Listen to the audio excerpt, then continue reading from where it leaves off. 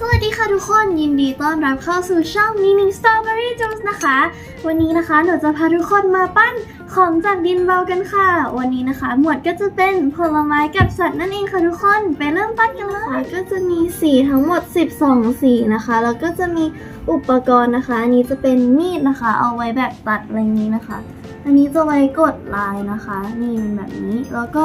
จะมีตุ่มๆให้แบบทำเป็นหลุมๆได้นะคะนี่ก็เป็นหลุมได้เหมือนกันแต่อันนี้หนูไม่แน่ใจว่าไว้ใช้ทำอะไรนะคะอาจจะไว้กดอะไรอย่างนี้มั้งโอเคค่ะไปเริ่มปั้นกันเลย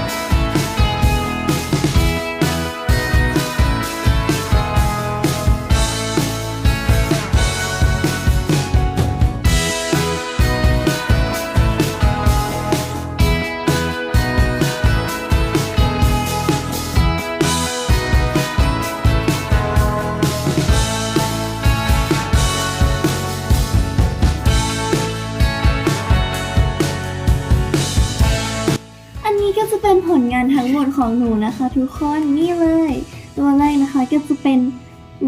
ตอนแรกกะจะทำเป็นหมูเด้งนั่นแหละค่ะทุกคนแต่ว่าแบบทำไปทำมาแล้วน้องกลายเป็นหนูเด้งได้ยังไงก็ไม่รู้นะคะทุกคนก็แบบแปลกๆเหมือนกันนะคะอันนี้ก็เป็นตัวที่2ค่ะจะเป็นลูกท้อหรือว่าพีชนั่นเองนะคะแล้วก็มีลูกกระตายด้วยนี่ตัวนี้นะคะคอนเซ็ปต์หนูอยากให้น้องแบบดูเขินๆอะไรอย่างนี้เลยแต้มแก้มไปด้วยให้ทุกคนนี่ดูใกล้ๆนะคะน่ารักมากตัวที่3นะคะก็จะเป็นหมาจิ้งจอกค่ะอันนี้ก็จะเป็นหางแบบมีสีดำๆเต็มตรงปลายด้วยนะคะแล้วก็หน้าน้องก็จะแบบไม่สมส่วนนิดนึงน่าจะไปข่วนกับใครมานะคะนี่ตัวนี้ตลกดีแล้วก็อันนี้นะคะจะเป็นหมีแพนด้าค่ะเป็นแบบนั่งนะคะจะได้เห็นอุ้งเท้าของน้องด้วยแล้วก็นี่อันนี้เป็นตานะคะไม่ใช่คิ้วนะทุกคนอันต่อมานะคะก็จะเป็นองุ่นค่ะนี่เป็นองุ่นแบบนี้เลยสีจะออกเข้มนิดนึงเพราะว่าไม่มีม่วงแบบนั้นเลยนะคะส่วนอันนี้จะเป็นแบบมะเขือเทศที่ยังไม่สุกนะคะส่วนตรงนี้ก็ไม่ใช่อุจจาระนกนะคะทุกคนคือมันเป็นความมันวาวของมะเขือเทศนะคะนี่เป็นแบบนี้เป็นมะเขือเทศที่ยังไม่สุกนะคะแล้วก็อันสุดท้ายตัวที่หนูชอบที่สุดเลยเนี่ยก็จะเป็นตัวนี้นะคะเป็นผึ้งค่ะผึ้งน้อยน่ารักมากเลยนะคะทุกคนแล้วดูปีกน้องทุกคนมันกลมดิ๊กเลยอ่ะน่ารักมากนะคะก็ถ้าใครชอบคลิปแบบนี้นะคะก็อย่าลืมกดไลค์กดแชร์กด subscribe ให้หนูด้วยนะคะแล้วก็อย่าลืมกดกระดิ่งเพื่อที่จะได้ไม่พลาดคลิปใหม่ๆของหนูด้วยค่ะแล้วเจอกันใหม่นะคะทุกคนบ๊ายบาย